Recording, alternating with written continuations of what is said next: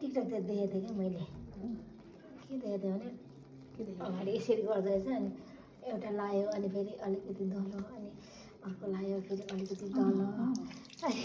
अनि अर्को लायो अलिकति दलो होइन अनि दलेर पो यसरी राम्रो हुँदो रहेछ हो त्यस्तो छ राम्रो हुने म त बेसीको छ सानो त जाने म त केही भन्दिनँ है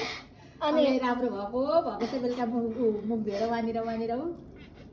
अनि कान्छी जस्तै हुनु परेन यहाँ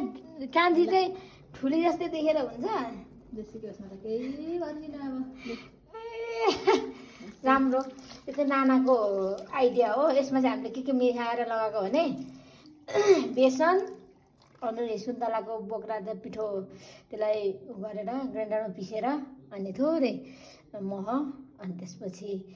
नानाले दही हाल्नु भएर मैले फेसमा लगाएको थिएँ फेस प्याक बनाएर चट्ट लगाएको क्लिन भएको छ यो चाहिँ 1 विकमा 2 टाइम्स लाउनु हुनुभएको छ नानाले होइन